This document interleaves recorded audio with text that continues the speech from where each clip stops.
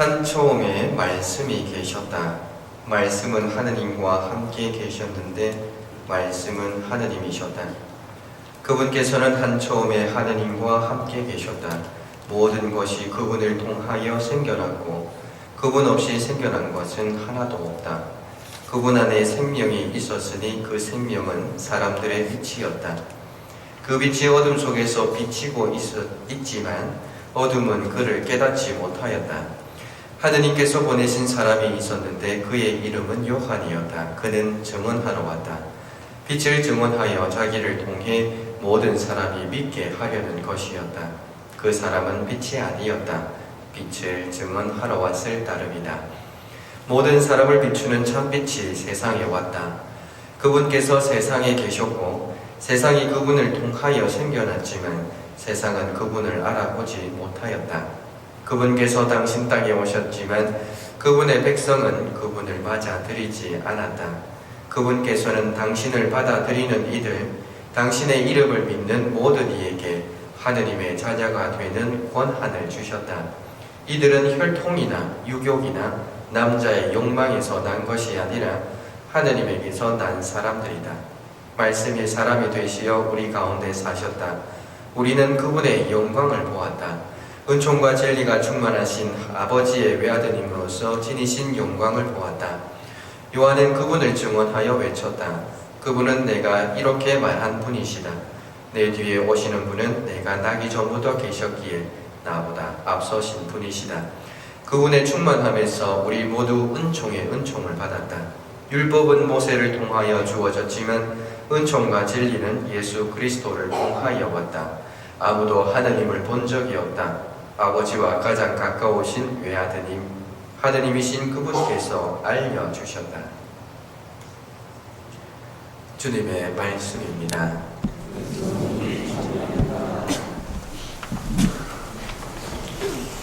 좀 예수님 성탄을 축하드립니다. 우리 교구장님께서 성탄 담화문을 발표하셨고 오늘 이 자리에서 대독해 드리도록 하겠습니다. 하느님께서 사랑하시는 교우, 수도자, 성직자 여러분, 지난 한 해 동안 신앙의 해를 지내면서 신앙의 위기를 극복하자는 사목 지표를 실천하는 삶을 살아오신 여러분 모두에게 감사의 인사를 전합니다. 올해에도 우리 신앙 공동체는 어김없이 아기 예수님의 탄생을 경축하고 기념합니다. 아기의 모습으로 강생하시는 하느님께서 우리 모두에게 크신 은총과 복을 내리시기를 기원합니다. 아기 예수님의 탄생에 관한 소식을 전하는 복음서에는 많은 인물들이 등장합니다. 저는 요셉이라는 인물에 대한 생각들을 정리하고 싶습니다.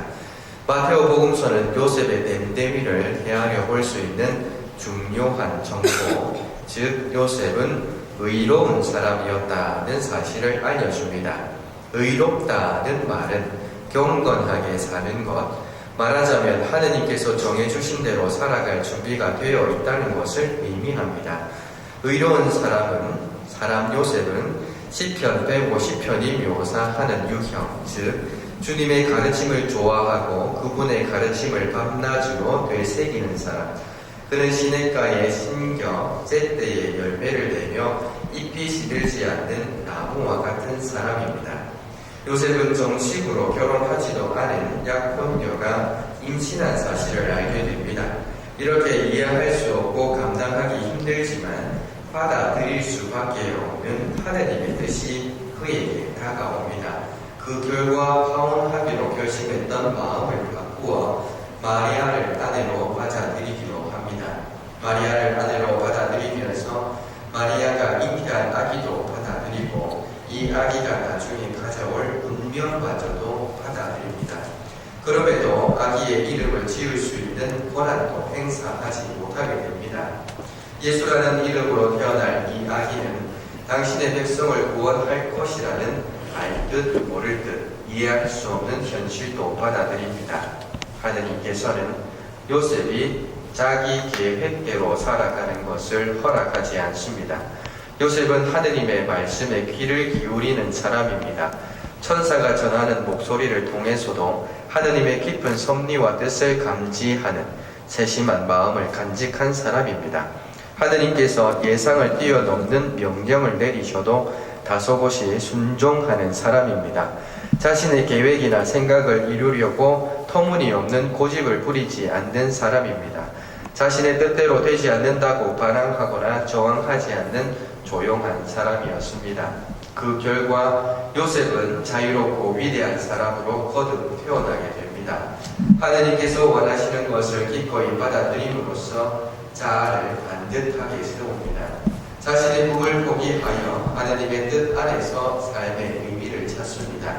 그래서 하느님의 뜻을 받아들일 수 있는 내적 자유와 성숙함이 우리에게 귀감이 되고 있습니다. 요셉은 철저하게 하느님에 대한 믿음으로 살았기에 모든 것을 믿음으로 바라볼 수 있는 눈을 가지고 있습니다. 요셉은 귀 기울여 듣는 사람, 거의 말을 하지 않으나 그 때문에 많은 것을 말하는 사람 중에 속합니다. 요셉은 아기 예수님과 그분의 어머니 마리아를 충실히 보호하는 사람이기도 합니다. 모든 것을 믿음 안에서 바라본 요셉의 보호가 있었기 때문에 예수님께서는 자신의 파견 사명을 키우며 복음을 선포할 준비를 할 수 있었고, 많은 그리스도인은 자신과 가정의 보호를 위해 전구해 달라고 요셉에게 맡깁니다. 지금까지 요셉이 우리에게 보여준 삶의 자세와 우리가 살고 있는 이 시대의 현실을 비교해 봅니다. 현실을 살펴보면 성탄대 주기를 기념하는 우리의 자세를 성찰할 수 있을 것입니다. 우리의 현실은 자기 결정권을 확대시키는 시대입니다. 자기 스스로 결정하고 싶어 합니다. 자기 영향력을 넓히고 자신을 과시하고 싶어 합니다. 자기 결정권은 권력에 대한 욕망이기도 합니다. 내가 얼마나 힘이 있는 사람인가를 주위에 보여주고 싶고, 내가 얼마나 능력 있고 대단한 사람인가를 보여주고 싶어 하는 욕망에 바탕을 둡니다. 내 마음대로 내가 원하는 대로 하고 싶은 것은 무엇이나 다 할 수 있다고 생각합니다. 우리의 현실은 당신의 존재감을 높여라, 자기의 능력을 극대화시키고 몸짓을 불리고 자신의 유능함과 재주를 보여주어라, 그래서 자기 상품의 가치를 높이는데 시간과 돈을 투자하라고 부추깁니다.